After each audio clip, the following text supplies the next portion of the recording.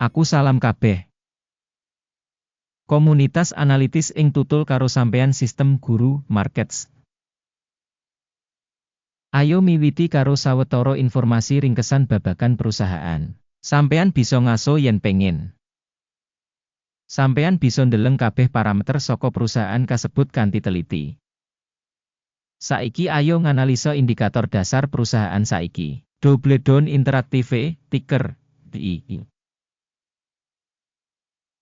Review iki adhedhasar informasi ing 16 Juni 2025. Déning klasifikasi guru markets perusahaan Doubledone Interactive kalebu subkategori. Leisure Games, 30 organisasi melu ing comparison, iki cukup wakil. Kita bakal katon ing pancasan ing pesenan menyang mburi video iki. Skor saka kanggo perusahaan sing diteliti yaiku 9,5 saka 10 poin. Skor rata-rata kanggo subkategori punika 0,4 terms. Yen katon banget jembar, ing framework saka pasar US ing umum. Elingo yen rating rata-rata kanggo pasar saham AS minangka 1,8 poin. Marang 9,5 kanggo perusahaan Doubledone Interactive. Bandingake dinamika rega saham perusahaan Doubledone Interactive lan perusahaan subkategori. Kita waca sing liwat 12 sasi enggo bareng Doubledone Interactive nuduhake owah-owahan minus 31,7%. Marang dinamika rega ing subkategori 67,5%. Kapitalisasi pasar perusahaan Doubledone Interactive gunggungipun 0,44 miliar dolar. Kapitalisasi pasar subkategori punika 256 US dolar miliar. Regane buku perusahaan kira-kira ing 0 US dolar 9 sen miliar. Kapitalisasi buku subkategori punika 37 US dolar miliar. Wis dibandingake enggo bareng saka bursa saham lan nilai buku, kita waca ing ngisor iki. Saham dikuasani Doubledone Interactive ing subkategori nalika netepake nilai pasar 0,17%. Regane buku 2,442%. Taksiran pangsa pasar perusahaan lan nilai buku ing subkategori apik 1 titik. Perusahaan ing analisis duwe kewajiban utang 0 US dolar 3 sen 6 miliar. Utang kanggo nilai buku punika 4% saka usaha perusahaan. Rating tingkat utang perusahaan, apik banget, 2 terms. Rego pasar perusahaan kanggo rasio laba yaiku 3,7. Kanthi rata-rata subkategori 338,8. Evaluasi nilai pasar perusahaan kanggo rasio laba dibandingake karo organisasi ing subkategori, apik banget, 2 poin.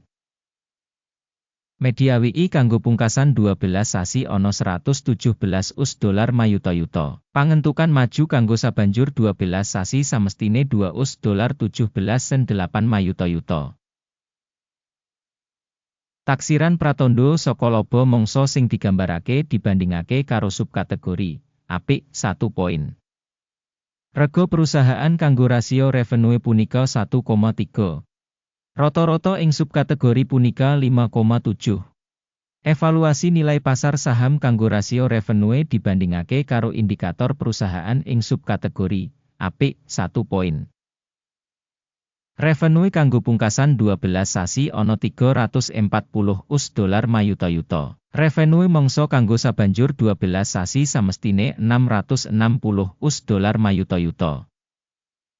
Evaluasi indikator volume penjualan ing mangsa ngarep dibandingake karo indikator perusahaan ing subkategori, apik 1 poin.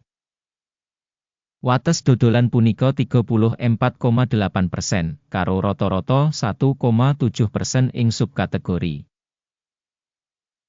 Penilaian marginalitas dibandingake karo indikator perusahaan ing subkategori, apik 0,5 poin. Bagian perusahaan ing syarat-syarat nomor personel ing subkategori punika 0,095%. Iki 79% kurang saka nuduhake kapitalisasi pasar. Jumlah ibu kutha saben karyawan perusahaan padha karo $5.885.000. Nalika ing subkategori ana $3.292.000. Evaluasi ibu kutha perusahaan saben karyawan dibandingake karo indikator perusahaan ing subkategori Passable 0 poin. Volume bati saben karyawan perusahaan yaiku $1.587,800. Rata-rata ing subkategori $9.07. Evaluasi bati saben karyawan individu perusahaan dibandingake karo indikator perusahaan ing subkategori apik 0,5 poin. Bagian saka revenue saben pegawai perusahaan punika $4.554.000. Subkategori $576.000. Sales saben skor pegawai dibandingake subkategori apik 0,5 terms. Saham for sale cocok kanggo 0,2%, karo rata-rata kanggo subkategori 2,9%. Indikator resi 14 nuduhake tingkat 37% kanggo perusahaan Doubledone Interactive. Kanggo subkategori, tingkat resi 14 kira-kira 63%. Rega saham nyoto perusahaan iku kira-kira $8 sen.